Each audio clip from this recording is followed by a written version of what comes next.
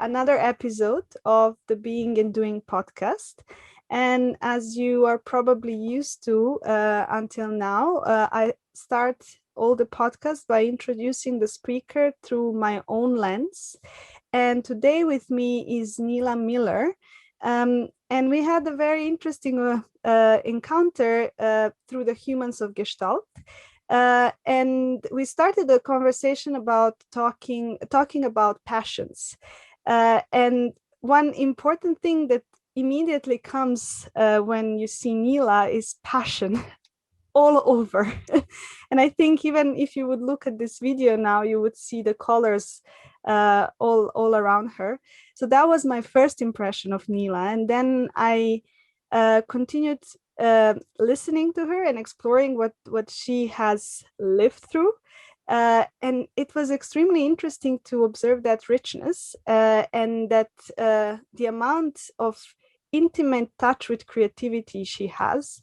So that's basically what really sparked me to want to know more. And one thing I will just read from the book Being Alive that she has on her webpage, which is just the first sentence from Joseph Campbell. It is not the meaning of life we all seek, but the experience of being alive. And as this podcast is called Being and Doing, I'm actually really interested to explore with you, Nila, what does it mean to experience being alive? So welcome. And I would really want to start first to ask you, what are some of the words you identify yourself with? Words or worlds? It's an interesting thing. It can be both now. So let's try first words, and then we can go to worlds. Well, you said a couple of them already. Certainly a passion for living, for being alive. In a way, that's enough for me. It's like I'm 86 years old now, and I still feel internally like I'm 30 or 40. I have a strong immune system, so I actually feel a lot more energy and aliveness than many people my age. My mind is still sharp. I haven't had any major diseases. I'm not doing what you asked me to do, come up with words, but single words don't do it for me in a way. It's better for me to just kind of describe what this being alive thing is for me, which is really having an acute awareness of my body, of my mind, of my spirit, of my feelings, and doing what one of my teachers called like a walking meditation. I don't sit down and meditate with my eyes closed. I just stay aware. And of course, the Gestalt training helped train me for that, of what's going on with me. So when I had my second COVID shot yesterday, I thought, well, let's just stay aware. Let's just see. So I guess awareness is one word, right? Let's just see what this experience is like. It's part of my life. It's part of my being alive, right?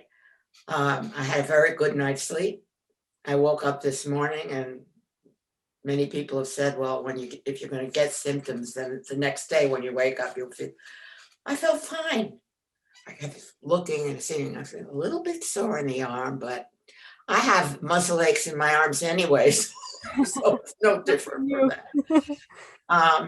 So it's a great appreciation that I got to live this long, longer than most people who've ever lived in the world. Think of that. And an amazing thing. And I have extreme gratitude for being a pretty healthy person, and just for the simple experience of breathing in and out, of looking out the window and seeing the trees, of feeling the sun.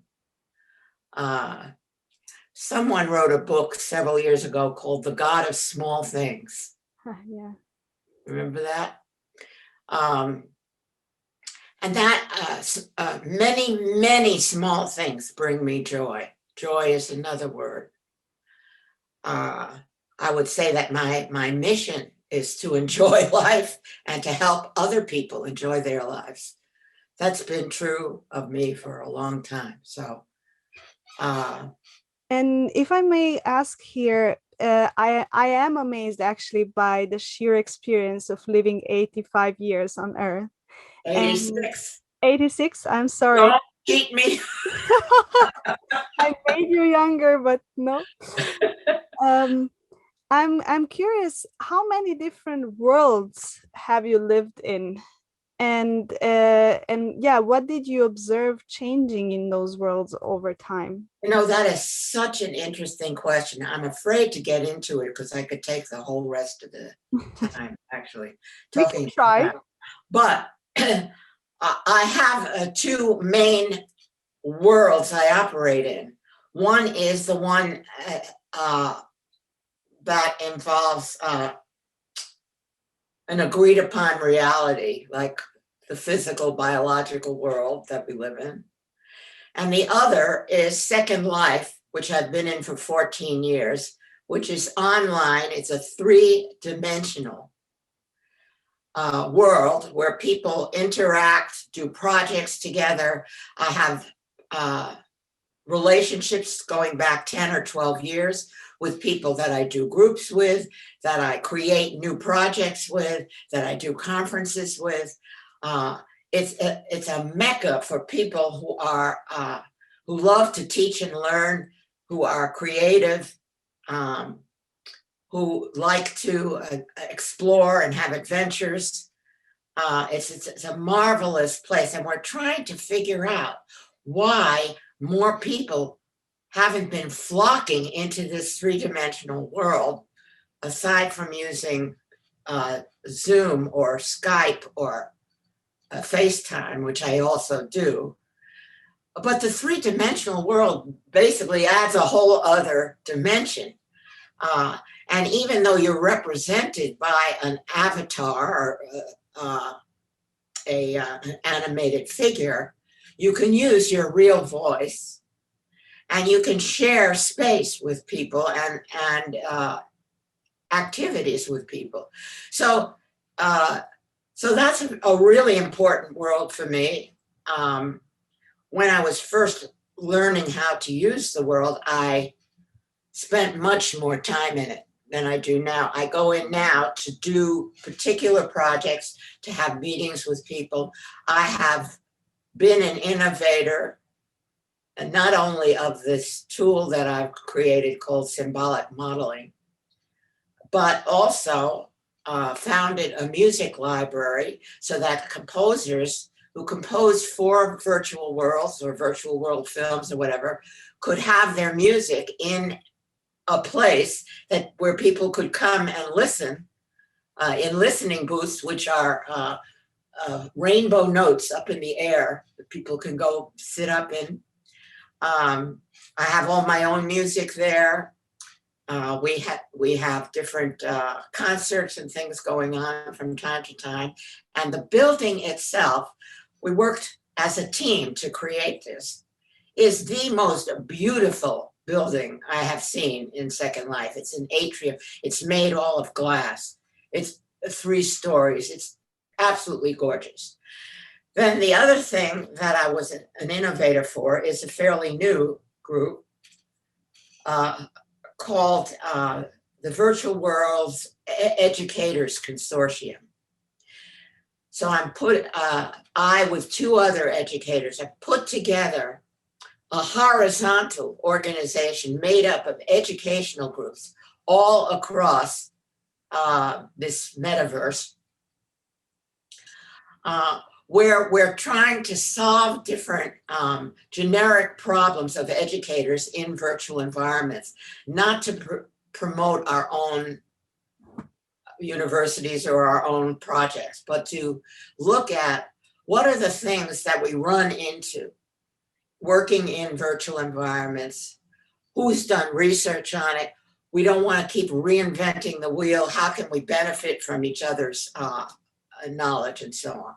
So And I've gone far afield of your question. And I'm, if I can interject here, I'm curious, when you say virtual world, how do you experience it? So you are, do you wear goggles, or you are? No. It's right online.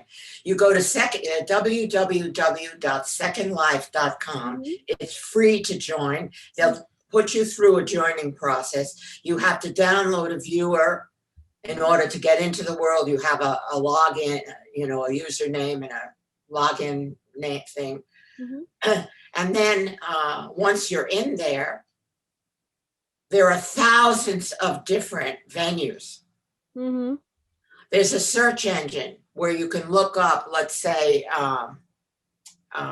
music groups or art galleries or nature preserves, right? Almost like a game. It's just played with real life material in a way. Well, it's not a game. It's an actual life experience. Yeah.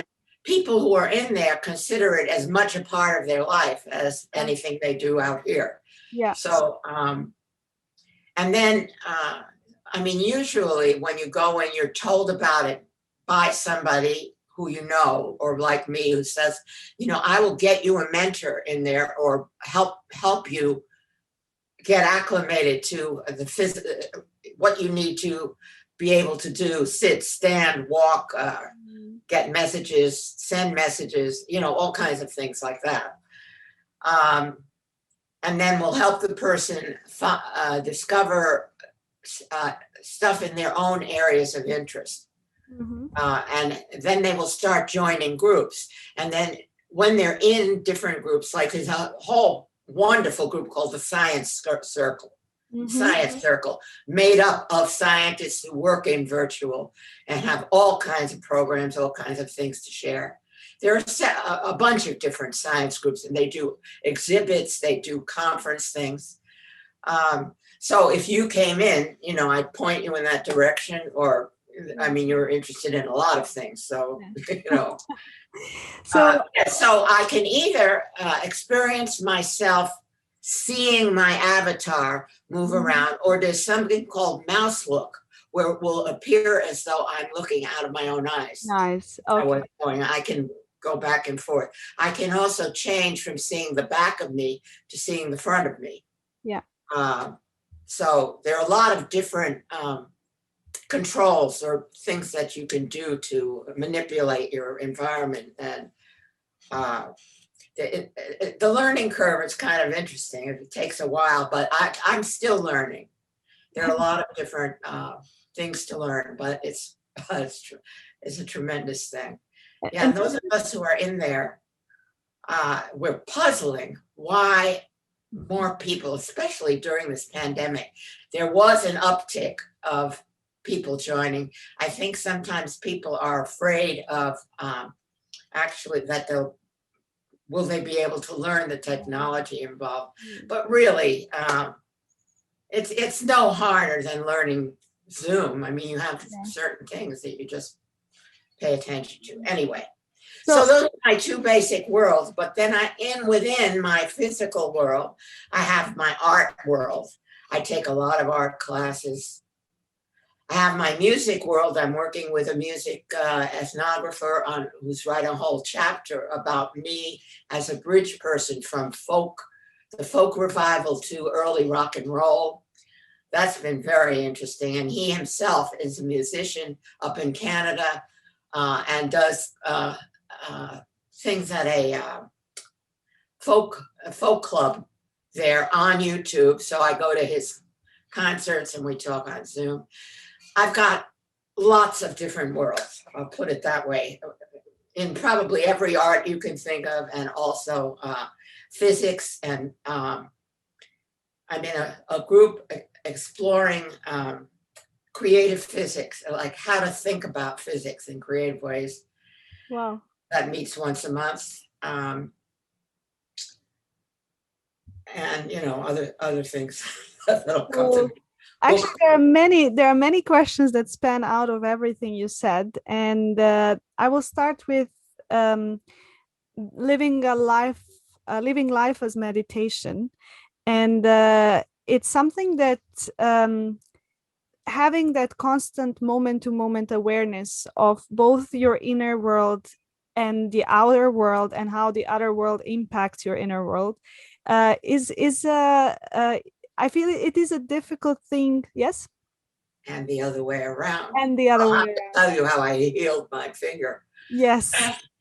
And it's something that I would like to go more into. Let's start from the place where, when was it difficult for you to live like that? And what were the steps towards a more aware present moment life?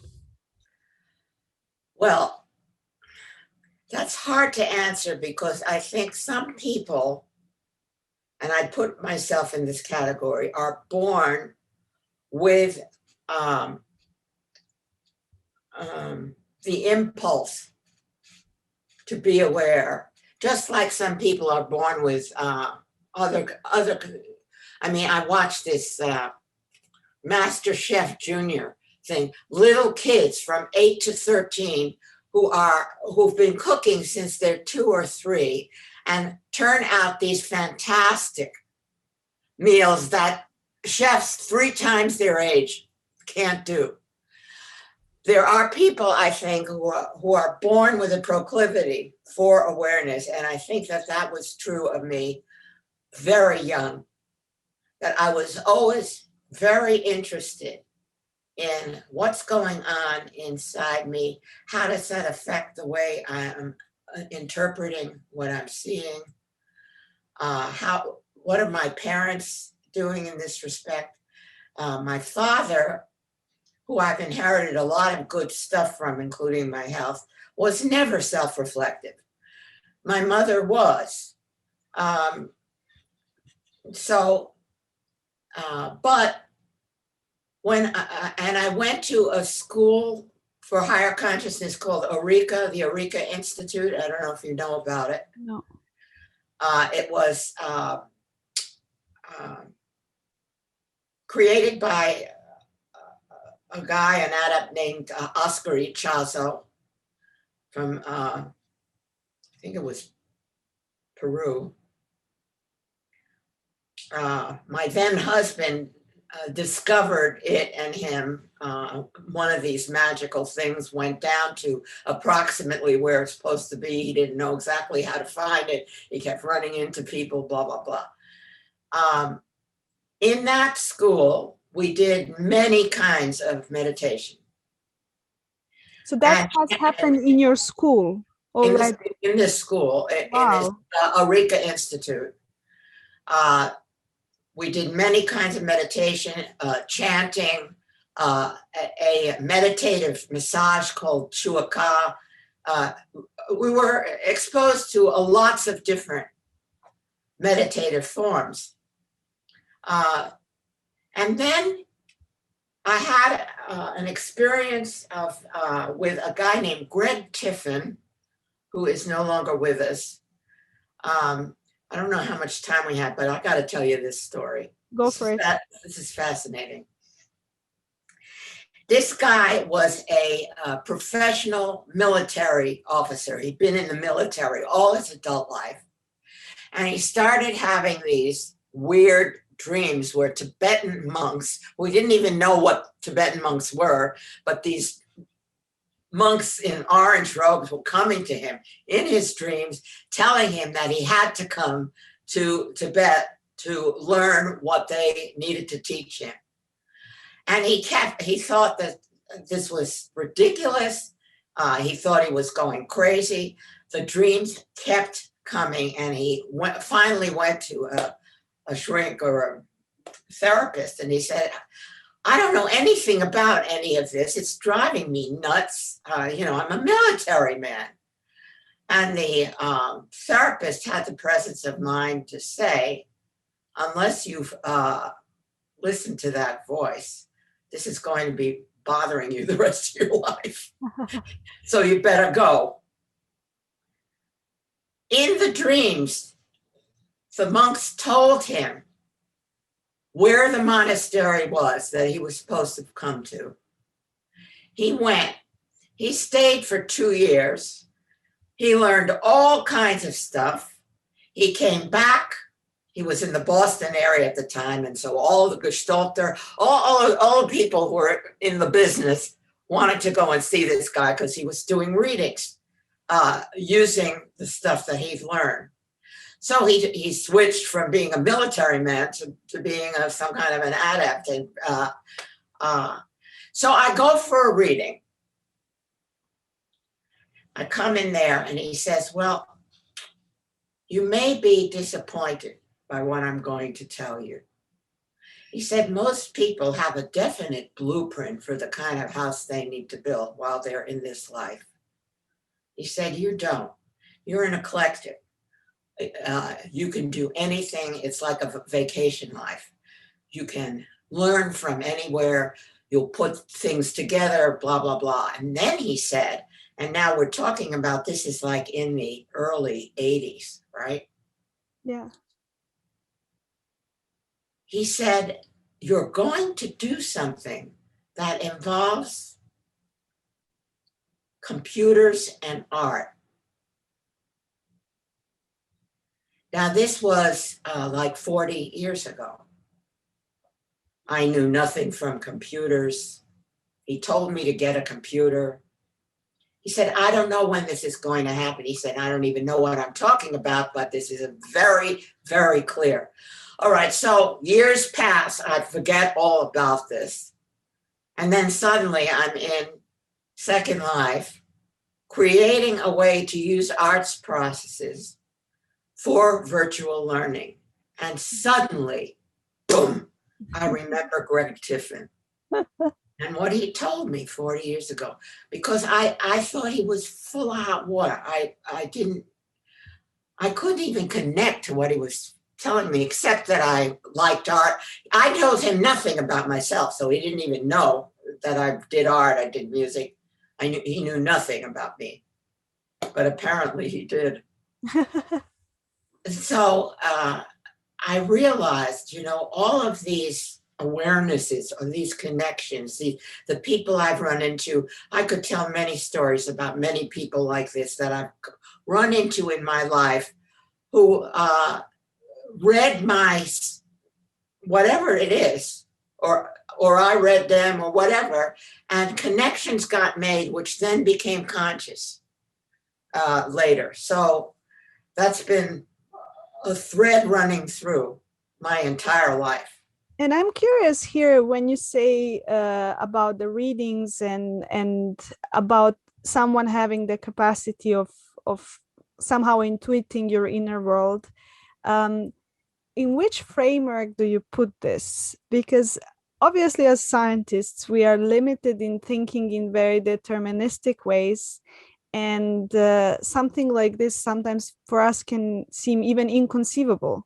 And I'm curious, what is your perception of it, and how do you explain? Well, what helped me was being a member of the Institute of Noetic Sciences for many years. You familiar with IONS? Oh, you must look it up.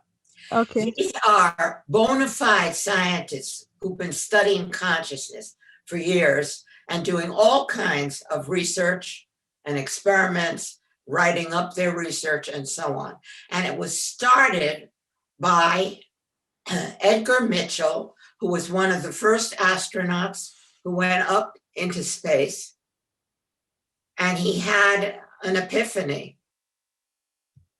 up there, which he couldn't explain to himself, of seeing how everything was connected, seeing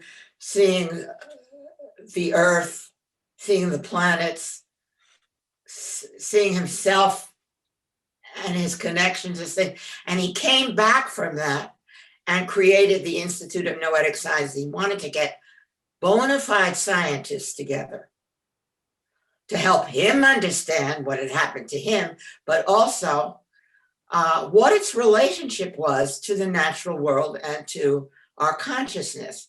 And of course, quantum physics has also come up with a lot of stuff about being able to be in a couple of places at once, and how changes occur without any direct contact with things.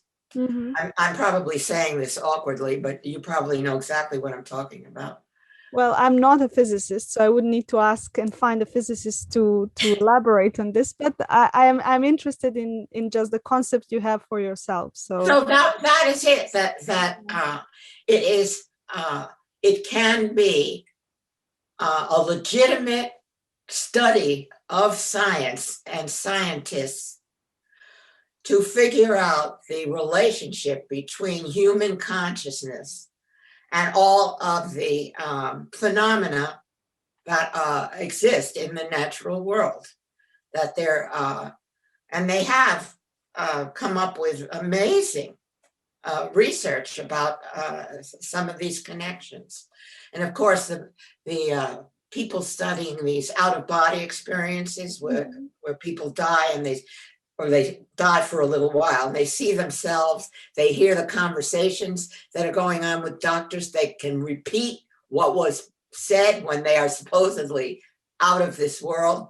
I mean, there's so much research that's been done on this now that it seems irrefutable that there's some way that human consciousness is larger than what it appears to be encased in. Yeah. So that's my framework, but I'm an agnostic. I don't really know whether there's a life after death. I'm much more interested in the present. Yes. And in the here and now. So that is a framework for me of, how I live my life. But I'm always fascinated by mystery and by alternate worlds. Now, the other connection is, and when I was a child, I read all the fairy tale books and all kinds of children's books where children enter other worlds. And I was always fascinated by that, by the world of the imagination, like how the author created this world. Or even Mary Poppins. Are you familiar with Mary Poppins? Yes, of course. Where she takes the children into a drawing and they are then in another world. Like the possibilities of the human imagination to create worlds endlessly, so that when the opportunity or when I found out about Second Life, I knew immediately, here's my alternate world that I can go into and play in.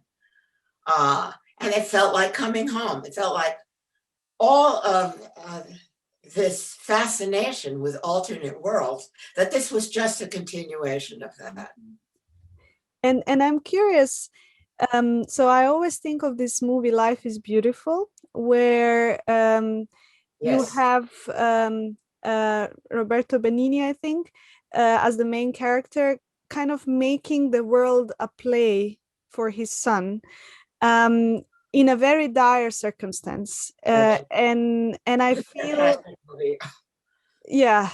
very powerful.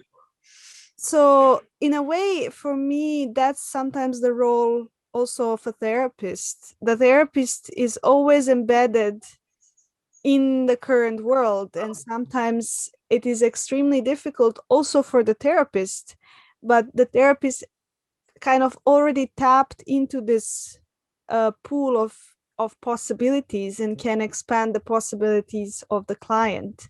So I'm wondering, when you as a therapist were going through challenging periods in your own life, how were you molding them, or how would you transforming them into an experience that's more like game-like, without taking away from the seriousness of the situation, obviously, and then still being there for the people in your life or for yourself? answer this another way, because I've got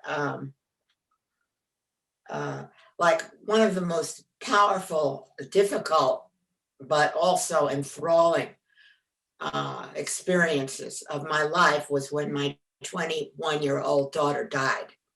Mm. And she'd been born with a condition called neurofibromatosis, which no one knew anything about when she was born. And then it developed later into neurofibromosarcoma. That's actually what killed her. And she was living in a hospital for 6 months, and I would go every day. And my then husband and I had the presence of mind to get her into a young people's ward for recovering from injury, all kinds of injury, rather than being in a cancer ward with old people. And Jenny wanted to be a special ed expert or teacher, using her own experience as the basis for that. And she spent her last college semester at the University of Indiana, doing a lot of work with that. And so when she was bedridden, we encouraged her to invite these kids to come in to her room and for her to talk with them and to practice being a counselor, and helping them with getting through their trauma and their injury and so on, just kid to kid. I mean, she was not a licensed counselor, but it was very helpful for these children to be able to talk to a young person who they knew was not going to be recovering, but had a lot of care and a lot of good ways of being with them. It changed my work with corporate people profoundly, because I started looking at life cycles in organizations, something I had never paid attention to before. And I began to, with these corporate and other nonprofit groups and these organizations that I work with, have them look at where they were in their life cycle. What had they given birth to initially? Had they reached adolescence? If so, how did they know it? Were there things that needed to die, that they needed to let go of? So it became a whole metaphor out of my experience with my daughter of a whole other way of working with organizations. Also, when I did personal work, I for 25 years, I was a group facilitator at a growth center out in Western Massachusetts called the Rowe Conference Center. And people would come to do personal development work and so on. And very shortly after my daughter died, I was scheduled to do a personal growth, like a weekend or something. And I let go, I shared my grief very strongly, told people about my daughter, about what happened, and then invited them to get into any kind of grieving that they had suppressed or put aside. Who were the people, the pets, whatever, the lost opportunities or whatever that they grieved for. So those are specific examples of how some, what apparently traumatic event in my life also had silver linings and definitely affected, my work with people and organizations. This is actually, I have to say, very beautiful, because it's always, for me, somehow coming from a country where we are kind of in a post-traumatic stress syndrome, trapped collectively, because of all the wars and the bombing and everything. it's always, we have a tendency to overly dramatize life. And I actually have to say, only when leaving the country, I was able to get in touch with this kind of a completely different view of traumatic situations. You left where to go to where? So I left Serbia to go first to Switzerland, and now I'm in the UK. Okay. Yeah, the three extremely different places. Absolutely, yes. Yeah, I mean, that's the challenge and the beauty for me. But yeah, the interesting part when you're saying all of this is that it is the life as a meditation kind of experience, which you actually now described how you precisely do it. And it's beautiful to actually see that even in that space where a lot of people would become inhibited to think creatively, you have found a creative solution. And this is something that I really kind of almost like, where do you find that? Where is the source?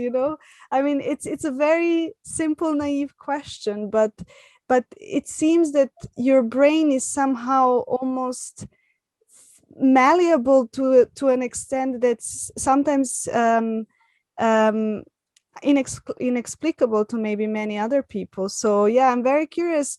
You said that that's part of your childhood, and I remember you said there was a lot of music and singing in your home, but is there some active component of that, some learned component, or it's just well, the thing that comes to me, and it's I don't know if you watched yet my 80th birthday thing. All right. So my friend Caroline, who's being the docent, and she's talking about a group we did where we talked about the lessons we learned from our mothers. Yes. And that mine was express, express, express. Do you remember that? Yes. Vaguely. All right. So that's one answer. And that is that I've never been inhibited about expressing myself. And sometimes it's gotten me into trouble because there are so many other people who are inhibited in that way, and they are intimidated by my freedom. Yeah. And different things. I mean, you had a very healthy response, like, I want to learn more about this. I want to be more blah, blah, blah. This person seems to know something about this. Other people will run the other way, and or even start not liking me because I'm out there and they're in there. Yes. Yeah. So there's that component, and I have also tempered myself over the years so that if I am working with what I call mousy people who are very timid and sensitive, I'll tone way down to match wherever they are. I'll talk in a very soft voice. I won't have too much body language going on. I'll stay with them right where they are, so that they can trust that I'm not going to stomp all over them, and then gradually, they're able to open, try new things and so on. And then I also raise my expression to meet that, and we go together like that. So I'm not sure whether that answers your question partly. I also, there are risk takers and risk avoidant people, right? And it's very interesting for me to work with risk avoidant people because it turns out that they take certain risks, but not others. That everybody, if you're alive, takes a risk about something, or what is a risk for one person is not a risk for another. Yes, or it changes. Like my daughter says, I'll fight with my husband about the important things. I'll just let the other things go. I'm not going to take him up on every single thing that I disagree with, which is very wise of her. I think she's got that gene also. I mean, that's actually seeing you, and that's actually what's, again, an impression mine of you, is that you help people, and the way you were mimicking with your hands is you help people to really blossom, and this that you are a being on infinite potential. And this is something that really, when I see you, it's really perspiring, in the sense that your infinite potential then opens up the infinite potential in others. So it is. The word that people have used most with me has to do with inspiring.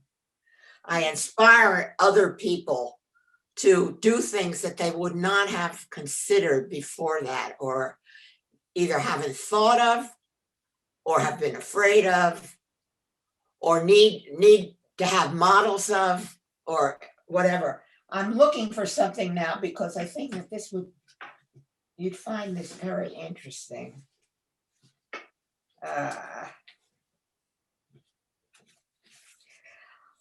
One of the peak experience I had, do you know about the Banff Center, BANFF Center in Canada? No.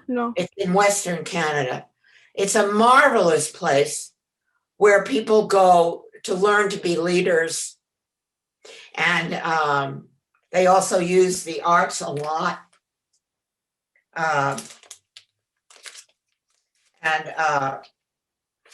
So they invited me and a handful of other people who work with creative process to come and work with, I don't know, maybe 2 or 3 dozen leadership people, or thought leader, people who write, people who research, people who teach. It was fantastic. At the end of the time with them, they were supposed to create some kind of a model which incorporated things that they had learned, and damn it.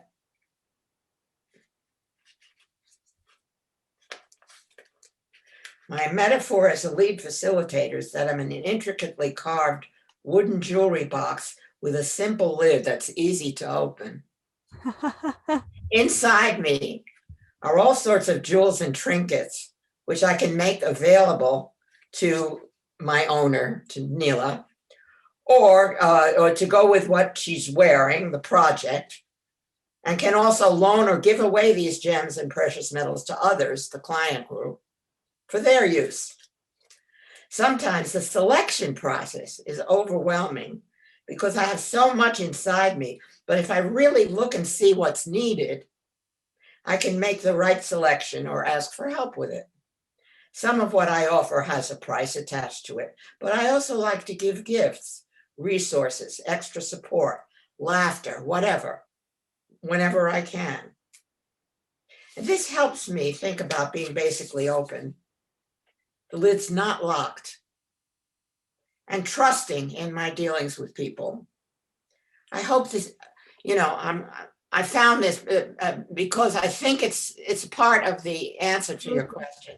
Absolutely, yes. Having a lot of intricate carvings, like my life experience and knowledge, which is mostly apparent when people interact with me, and creating a balance between what I sell and what I give away regarding my inner resources. It also helps me think about what is appropriate for which, quote, outfit, what is interchangeable, what I can leave to others to decide. I could also go deeper into the types of treasures inside the box, their characteristics, and what insight this gives me, like silver is quite different from rubies. So you can see that if I were applying this to a future vision, I could use many of the ideas, values, and feelings to enhance whatever else came up. So I love working with metaphor. I think that's one of the best ways of getting people to realize that they have so many resources, internal resources available to them for working with. But this is funny because it's not what I was looking for. What I was looking for was related to this Vancevska experience, where I asked people after we worked together for 3 or 4 days, if you were going to write a sentence or two about what I do, what would it be? Because I always find it very useful to get outside ideas or opinions, because we never can see all of who we are. And it was tremendous what they come up with. When I left the place that I was working, which was the Associates for Human Resources in Concord, I was doing Gestalt therapy. I was working with organizations. I was teaching. I was doing a lot of things. I left to form People Systems Potential. And then I wrote a letter to everybody I knew or could think of, and told them all of the different possibilities of ways that we could interact. And actually, I got many responses from that. So there's a combination, isn't there, of putting stuff out into the world and then being receptive and seeing what wants to come in. And it's Pearls is contact and withdrawal, right? Yeah. Da da da da. Yeah, so it's a living way. It's a way to live that, to initiate things, and then and Tiffin actually, when he did as part of this reading he said, once you make a statement or whatever, you don't need to do anything else. Just wait, see what shows up.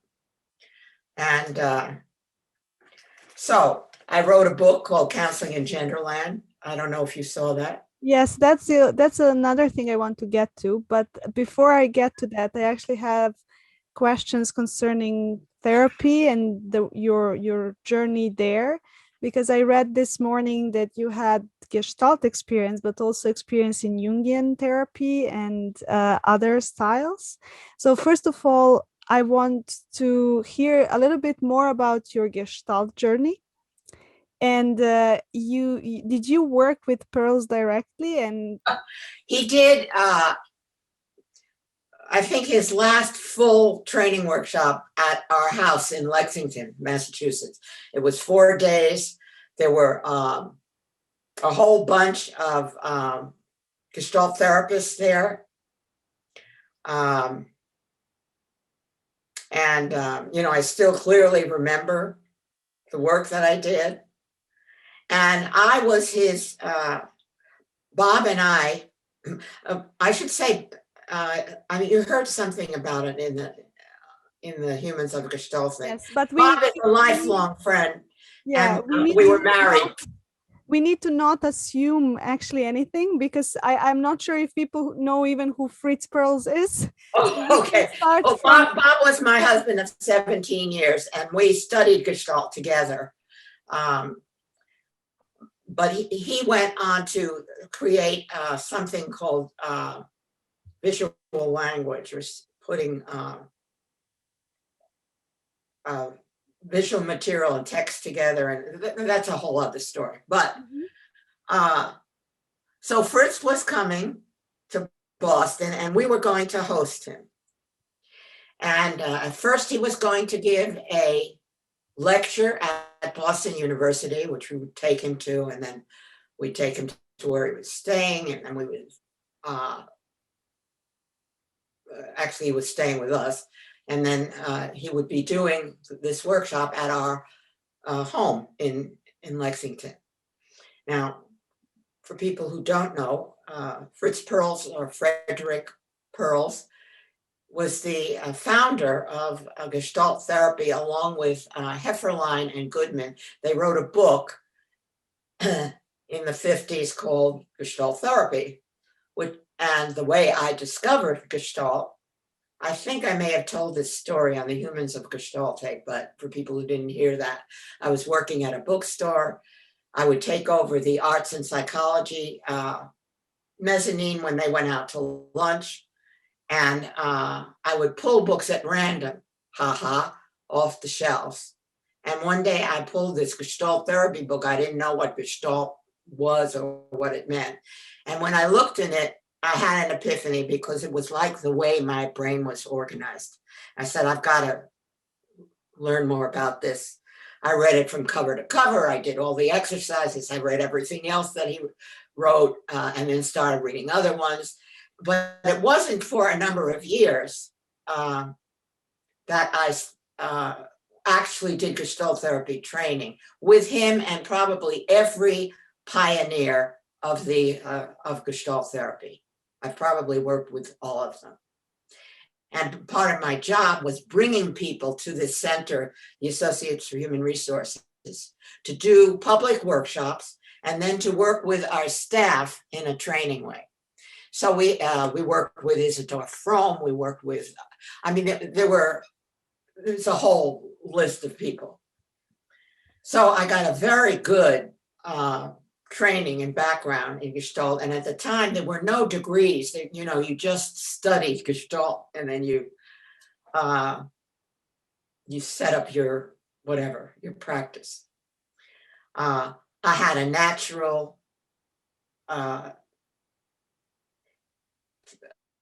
inclination toward this kind of therapy. I did it myself. I did it with other people. And I would say that as a life philosophy, I am a Gestaltist. It's not just a therapy. It's a way of life. It's a perspective about life that encompasses everything that you see and do. Yeah, funnily enough, that was my experience when I encountered Gestalt. Is suddenly I felt like, this is home. It just felt like I landed. Exactly. Great way to put it. And the interesting thing is that now when I started reading and listening to all of you in the Humans of Gestalt, it just feels like, and these people, they are my community. I don't know them, and maybe somehow I don't need to know them, but just their existence liberates me. I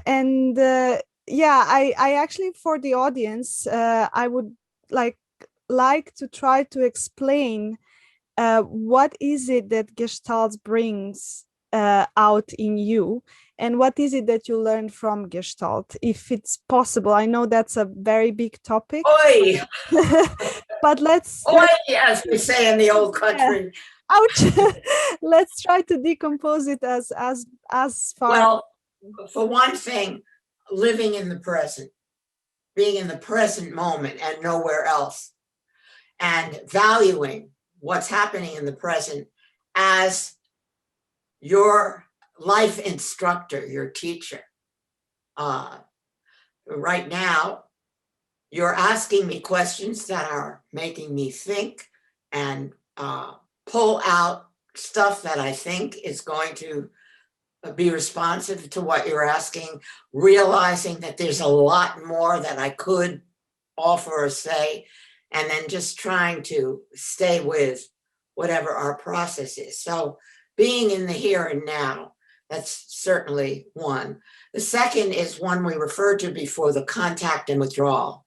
That is, that you're not in a fixed state, but you're always trying to achieve homeostasis, some kind of a balance between making contact and needing to be inside, being aware of your surroundings, and so on.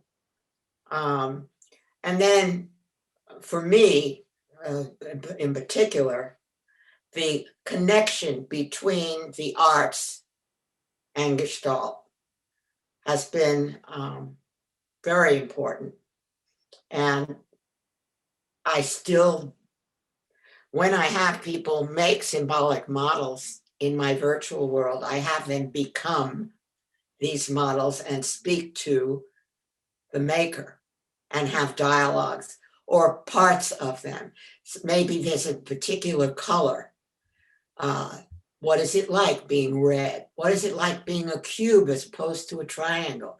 What is it like being larger or smaller? Because one of the advantages in a virtual world is that you can change things immediately in a way that you can't in the physical world. So you can stretch things and make them very large. You can change parts of a thing. You can go inside by creating a phantom thing and seeing that world you created from the inside out. So it gives you all kinds of perspective that would be pretty impossible out here, even though, as you'll see in my manual, I use a lot of sensory ways of working with people. There's this additional dimension of being able to change things, but not only that, the realization that they create their own reality, that we create our own reality, that whatever it is you're building to represent a feeling state is your current perception of what it is like to be angry, sad, fearful, whatever, and that can change. It's malleable. And so it's very, very exciting for me to use Gestalt in that way. I just did one that I do periodically called Visions of Self, where people actually make either two-dimensional, make drawings and upload them, and we put them in my virtual gallery of aspects of who they are, but completely abstract, without any human or any recognizable objects. Mm-hmm. And it's also hopefully an outside-in process. That is, that you're not focusing on a problem or a feeling or whatever, you're just creating something. And then we're going to find out what its meaning is when I guide you through it, right? So some people do these things that go up on the wall. Other people do in the moment builds in real time in virtual. So those are two different ways of approaching this, but they certainly are based on arts processes of different kinds of creating things that have color, shape, dimension, and produce meaning as you work with them metaphorically, sort of like the thing I worked on before with you, the treasure box. So did I answer your question? Yes, actually, I also want to explore a little bit when what was your most challenging, without any disclosure, obviously, place to work with people, let's say? Yeah, two of them. So one has to do with borderline personalities, and one has to do with very passive people, mm-hmm. who where it's a lot of work to help them take any kind of initiative at all. And I think that if I go deeply into myself, it's a part that I would not like or do not like to get in touch with. Mm-hmm. That is of being completely helpless, passive, unable to take an action, like being completely paralyzed or whatever. Thinking about my old age, I'm 86 now, I'm fine, but in 10 years from now, I don't know what condition I'm going to be in, how much help I'm going to need, how I'm going to maneuver among what my choices are that are left, because I usually focus on what I can do rather than what I can't do. Mm-hmm. So working with people who feel like they can't do anything and they have nothing and they're worthless and so on, because it puts me in touch with the potential of getting, having those experiences myself. I don't like it, but I'm aware enough to understand that's what's going on. I'm thinking, well, what would help me under those conditions, and then I start to get ideas. And then the other one is, I had a boyfriend who is a Gestalt therapist, who was at least character disordered. When I tried breaking up with him and he wouldn't pick up his stuff, I brought his stuff and left it at his place. And then he brought all of it back and put it in front of my door with a note, "Oh, no, you don't." Oh, wow. That kind of person, like who has a disordered way of, here I thought, I'm doing the guy a favor. He won't even have to come over and pick this stuff up. I'm going to bring it to him.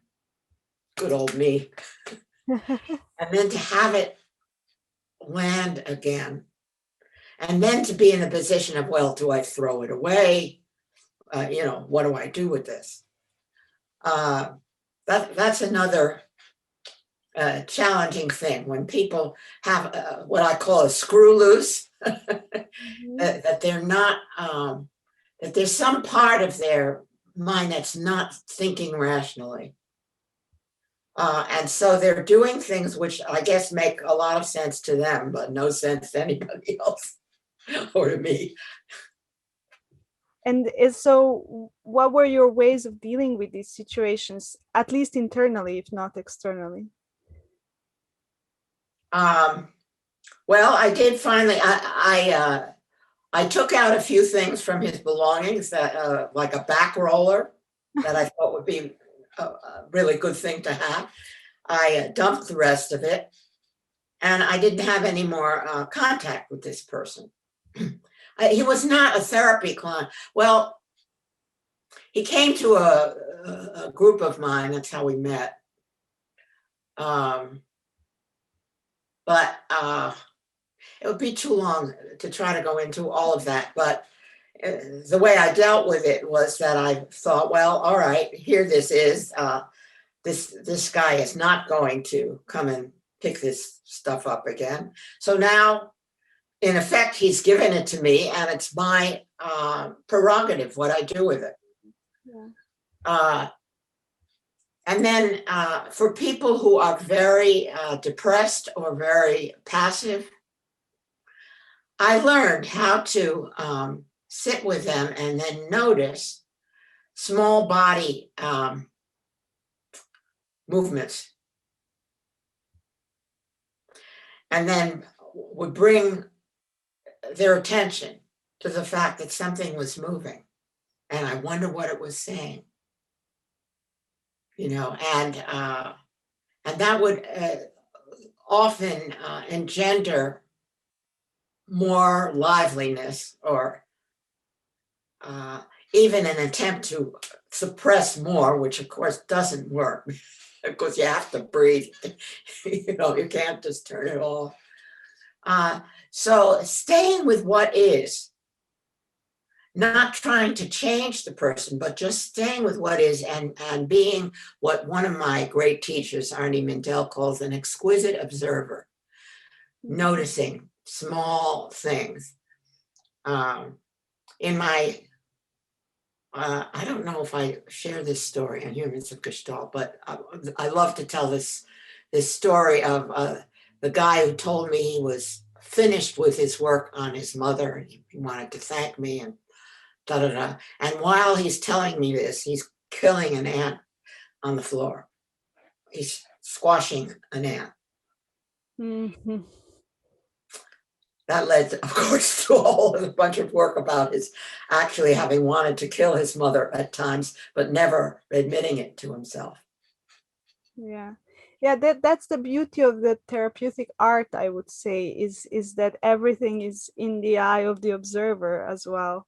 So thanks for sharing this small That's why it's so important to learn how to be an exquisite observer, to be able to notice everything. Now, in the virtual world, or like I worked with a guy in Afghanistan who was stationed in Afghanistan over Skype.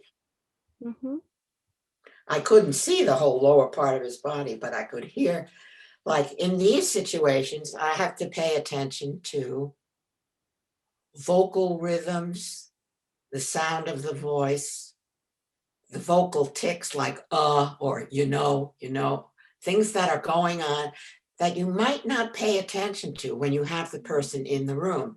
So it's like a blind person learning to be more astute with what they're hearing. So each circumstance, right, brings out some other aspect of what it is you can learn or what you can use to help that other person.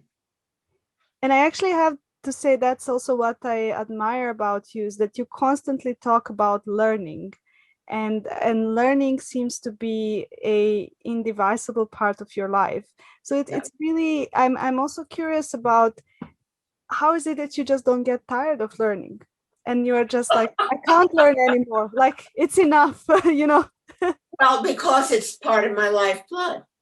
I mean, when I take an art class and the teacher gives a prompt to do something that I have never heard of and never done, in this last class, we learned how to make flexagons. Now, if you go to Flexagon on Google, you'll see there are lots of different kinds of ways of folding and gluing paper so that you have many different surfaces. Mm-hmm. How exciting is that? So it feeds me. It doesn't enervate me. Learning, particularly, I mean, if I have the choice about what it is I want to learn, or putting myself, so in art classes, I usually gravitate toward abstract art classes or classes with teachers who I know think, have a way of thinking that is compatible with the way I think, and who I'm definitely going to get some new ideas from. If we had time, I'd just show you all kinds of things. And I'm curious, actually, in that learning process, when, for example, I don't know if we take art or singing or whatever you prefer, but there is at this point where you feel a little bit of frustration, that you see that there is a part of it that you still are not, let's say, good at technically. And maybe, like, you know, your expression needs more. In order to match your expression, you need more of a technical skill. So are you talking about yourself? No, Aleksandra? no. I'm talking about myself in my personal experience. But then there is this moment also when you know, when you see little kids and they're trying to, I don't know, learn how to put their shoes on, or like how to tie the, yes, and they haven't caught up with the ability to do it. So actually, I read in one book about mothering and child rearing, is that like just this moment just before you learn and become good at something is almost like the most frustrating moment. You know, you're so close but so far away. So I'm curious if you ever experience this. Maybe you don't. Well, I take care of that by considering myself an amateur in most things. Okay, and an amateur is somebody who loves what they're doing, but may not necessarily be technically great at it. My aunt thought I could be a concert pianist, but I would never have wanted to practice 6 hours a day. It just wasn't for me. But I love playing the piano. I love sitting down and sight reading music. I love writing music. I don't care That's whether it's technically great or not. I love the experience itself. And I'm a pretty good sight reader, so I can read stuff and have fun with it. And then if I come across a piece that I really love, I'll spend time going over it dozens and dozens of times until I've learned it. So for me, and I don't drive myself crazy with things that I know I don't have the ability for. My son-in-law is my financial advisor. He's fantastic at it. In fact, he's one of a small handful of award-winning socially responsible investing people in the world. And he has a whole group called the Arbor Group that's with UBS, which is a very large, I don't know if they're international, they may be. Yes, they are, yeah. And so I turn over all of the financial stuff to him. He's a guy of tremendous integrity, so I trust him 100%. He's a terrific husband and father with my daughter, you know. And it's such a comfort to have somebody actually in my own family that I can, but I do not understand prospectuses or financial reports or anything like this, and I don't have to. Yeah. I can ask other people who have technical expertise in areas that I don't, but where I need to be involved somewhat to carry that for me. So I think that that's part of it too. Too many people feel like they can't ask for help or can't ask for support and things that they're unable to do or incapable of doing. I'm not a professional artist. I love doing art.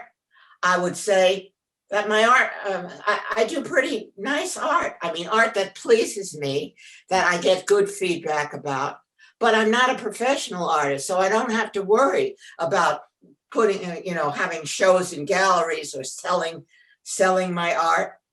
I put it on my website. I tell people if they want to download it to please make a contribution to their favorite cause, or they can send it to me in PayPal. Anything I get in PayPal, including your $5, goes to Act Blue, or one of the good funding organizations that tries to promote things like climate change or whatever it is.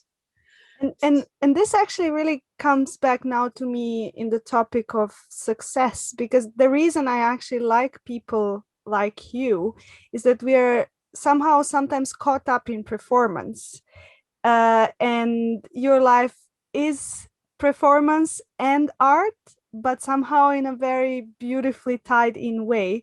So actually I want to ask you, what does it mean for you to be successful? To be successful means to follow your muse wherever it leads you, and to give 100% to that endeavor. It never had anything to do with money for me. I always made enough to pay my bills. That was enough for me.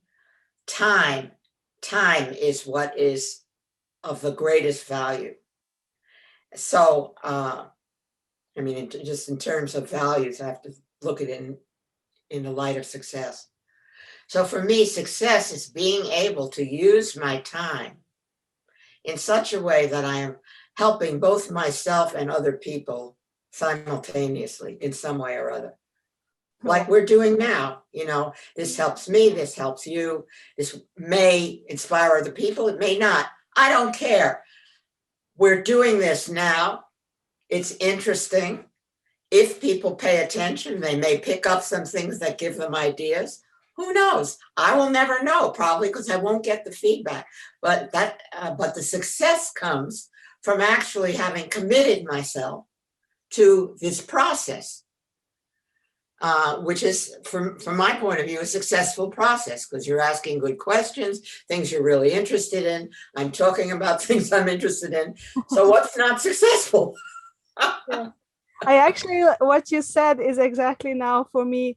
I can fully imagine it in my post. It's exactly what I would say. So it's going to become a one of those quotes things. Well, I also have to admit that there are some things that we can never be successful at. I mean, I would like to see racial justice and climate change turn a corner in my lifetime, gun control and so on.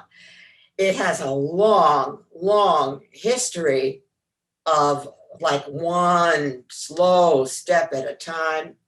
There is, I thank Trump for having brought all of this to the foreground. That's the silver lining of Trump. Yeah. That all of this got an acceleration because of him. If he hadn't been the president, this wouldn't have happened. It would still have been sotto voce. So, but I know that in my lifetime, I will not see, it's very unlikely that I will see real progress in any of these areas. However, I saw a Black president. So that made me very happy. Yeah. And then I see now a woman vice president who's Asian, Black, Caucasian. I mean, she's everything. So the God of small things. Yeah. I'm seeing little aspects of this. People are not putting up with the kind of abuse that they used to put up with. They want this guy who killed George by leaning on his neck in the public eye. Women, the whole Me Too movement, that's another thing that Trump started unwittingly. Yeah. He made it possible for women to start coming out and saying, this happened to me too, me too, me too. Thousands and thousands of women. The other thing he did unwittingly was to get the youth involved.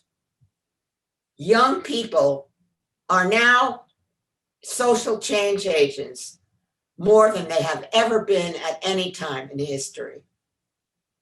And Greta, Greta who's doing, I mean, this would have been unthinkable 10 years ago. And actually, so that's exciting. This brings me to your work with the transgender community. And actually, when I'm thinking of this, and I'm sorry I didn't have the time to read the book, but when I'm thinking about this, what my first curiosity is what did you learn from them about gender? Oh, come on. This is a whole other hour. Yeah. But I would encourage you, if you don't have the book, to get it. It's just $1 or $2. Yeah, it doesn't matter. Yeah. I also talked about the difficulty with the pronouns. Now, this book came out in 1995. So, this is like over 25 years ago. I said, it is just not adequate to have the pronouns she and he, because when you really go into gender exploration, you realize there's a whole lot of things in between for which these words don't fit. And the person who got closest to that, what was her name? What's the word that sounds like androgyny? Mm-hmm. The woman who wrote about androgyny back then, about questionable genders, or not being able to put people into categories right away when you see them, and what the effect of that is.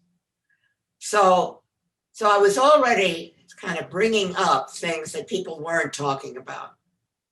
And it's been so interesting to see how gender people are struggling with this linguistic puzzle of what do we do with the language?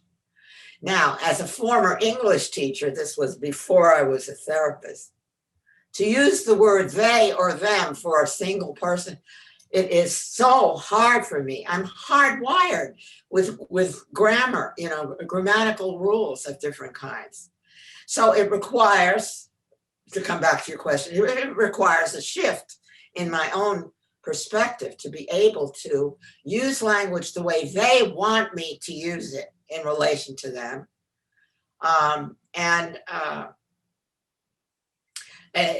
Things have changed so much since then. I was working mainly with cross-dressers. The transsexual people hadn't come onto the scene, or the femme to male. Mm-hmm. That started happening more in the 2000s. So the book that I wrote had mainly to do with my work with cross-dressers and what that was about, and also some right at the beginnings of the transsexual stuff. But now I have many close friends in the trans community. For me, it's a sort of like a non-event, non-issue. I know these people, I know they're trans, but that's not the main thing anymore that interests me about them. It's their other qualities, or who they are as human beings. I happen to meet them in that context. Do you understand? Yes. Yes. So, and with some of them, I've done projects out in the community of like educating counselors, who that's what my book was for, about how they have to prepare themselves in order to deal with the trans world, that it's not like working with other people. It does require special preparation. So. And what are the challenges there? Because for me, thinking as someone who would accept any expression, I always feel like I wouldn't even need to understand, in the sense of, like, if they would want me to call them a certain way, that's no problem. But we seem to have a certain resistance to this. And so Older people mainly. I mean, I'm already an exception to the rule in my absolutely, yeah. In my age thing. But most people, let's say over 65 or 70, who grew up with he and she, it's very difficult for them to wrap their minds around all of these, and especially in the past 8 to 10 years, when there's been a tremendous array of gender expression. It's interesting that I, quote, adopted, I'm the faux aunt of a young person who just turned 12, who started out as Violet, has 2 lesbian moms, and is now VO and wants to be called he. So here it is, right in my own front yard, with this kid. And nobody in the church is having a problem. Everyone's switched over from she to he. So VO has definitely discovered that this is who he is. So very, very interesting, and also a very creative person, and does all kinds of art. That's what's mainly interesting to me about him. And he's I do a Zoom art class, creative process class every 2 months with bunches of people from my church, their relatives, their friends, and some of the kids. Just great having kids in there too. And so Vio's in that.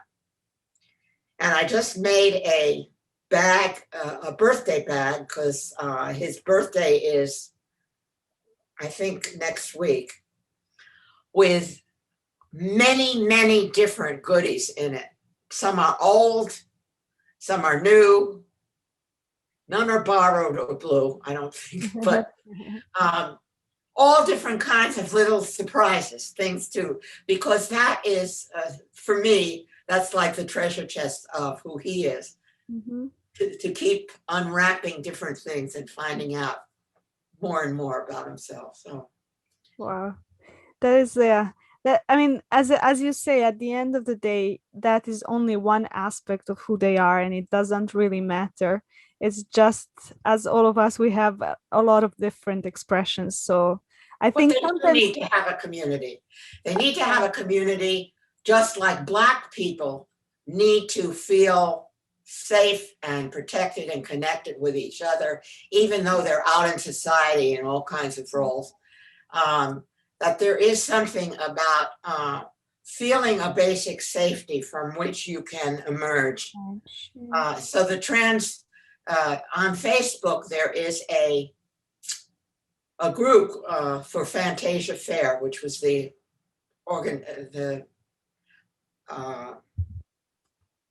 event that I worked at for years and years, and I still do occasionally, where people post things, you know, and they all love Provincetown. I don't know if you know about Provincetown, but it's the most open place in the United States for every kind of everything, especially sex and gender.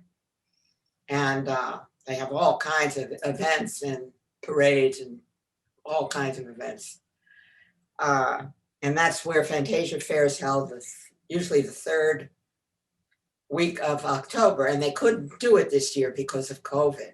And it was a real difficulty for so many people who look forward to this 1 week of the year where they can be freely who they are, with people who also are who they are, you know, and there's no judgment, and they're in a town where they can walk around and feel free to, and the police too. There's a trans person on the police force in Provincetown, you know, make sure that they're okay. It's an amazing thing. So, but that question of, I've learned a tremendous amount from my trans brothers, sisters, and otherwise about myself, about being trans, about living in a society that is fearful. But the younger generation has a much less difficulty because you've been much more exposed on the media, in movies, in music, in all kinds of ways, to this phenomenon that the older people never were, until it came onto talk shows as a something to laugh at or ridicule or whatever. And so The World According to Garp, that movie was the first movie that ever treated transsexualism seriously. It wasn't a joke. And it's a book, I think it was by, is it Thomas Wolfe? I don't know. The World According to Garp. It's worth reading. Yeah, I will actually. All of this is kind of an exploration for me, and I always get a resource from every interview I do, and it's really a wonderful thing. You'll never cover it all in one lifetime, I don't think. I don't think so, but there are things that will converge together as well. So I have kind of, to wrap up, few small questions. Well, one is big. One is, what was one truth about reality that you feel like you were resistant to accept for the longest time? That, you know, you kind of had this almost internal battle into accepting that, oh, this is real. I need to align myself with this. That not all people are good. Yeah, I understand that one. I can relate to that one, actually. You know, even when the spiritual directive comes that you must be able to forgive everyone and see humanity in everyone, I cannot do it with Hitler. I mean, I know that at one point he was just a little baby, And he was also a painter, an artist. So, you know, I could love those two things about him, but Yeah. But the other side of that is like what I was saying about Trump, that in some ways you need these kinds of oligarchs or tyrants to come onto the world scene in order for other people to rise up and discover their own need for justice. So I don't know, but the reality, I'm a very trusting person. I don't like being cynical about people. I don't like them to have to prove that they're trustworthy in order for me to trust them. But I do know, after living all these many years, that there are prime manipulators and people who I might call evil among us. And that's a reality that's hard for me to accept. Yeah, I can definitely relate to that one. And then what is a small absurd thing about you that not many people know about? That's easy. I don't have a navel. Oh, wow. I had an umbilical hernia after the birth of my first child, who was almost 10 pounds. Oh, wow. And the doctor neglected to tell me that he would just sew me straight across. He wouldn't try to do any plastic surgery. And I laughed it off for the longest time, but then I did a big piece of work on that later on with Anna Halprin. I don't know if you know her from the dance world. No. She ran something called the San Francisco Dance Company, an amazing woman. And I actually helped her because when I went to a workshop and I was going to work on this and my scarring and different stuff that I used my humor as a way of deflecting. I had found out that she had life-threatening cancer and all kinds of surgeries, and she hadn't done any work on it in a group setting. And I challenged her. I said, I'm going to do this work, and I want you to do that work. And so she came in one afternoon, completely naked, with a black hood over her head, and danced this experience with cancer. And people were sobbing. But of course, it raised the level of all the work that went on in that workshop after that. And I certainly did a lot of work on my rage with doctors for not giving me the full story, for me not knowing what was going to happen, for not having a choice about it. Just so many things. And for my self-loathing about how my belly looked and could I ever show this to a man again? I'm in a very, very different place, but that was a big, big piece of work. And so it's a little absurd thing, a navel. Who cares? Wow. Right? Wow. And actually, thank you for the whole humanity of what you have brought to this interview, because there were so many moments of very deep expression, but then somehow you managed to always put them in the context of a beautiful lesson. So thank you very much for that. And one more, this kind of rapid fire question is, what kind of compliments do you like to receive? I'm not big on compliments, actually. I like people to tell me that they like the colors I'm wearing or the jewelry I'm wearing, because it's part of my art expression. I love them to really enjoy my art or my music, the things that I create. The compliments that I like have to do with my self-expression and whether it brought them enjoyment. I guess another compliment is like when my quite well-known friend, Alana Rubenfeld, who created this whole school of psychology and body work called Rubenfeld Synergy. When she came to my 60th birthday, which was quite a thing, she said, "Oh my God, I've got to do this. I'm going to conduct." I haven't conducted for years. We both studied conducting. And so I went to her 60th. That was a tremendous compliment, that she got inspiration from something I did, and then she went off and did her own thing. I like that. Wow. And the last question is there something you would ask yourself that you always wanted to somehow express, but yeah, you didn't have the space to be asked by someone else?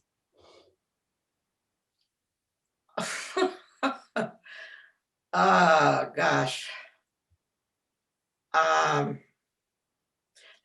That would take a little time for me to think about.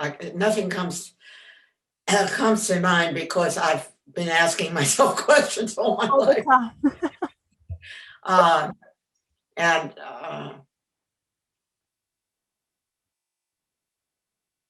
Well, one thing that I guess would be interesting at some point would be to tell the a kind of challenging story of my romantic life. We didn't get into that at all.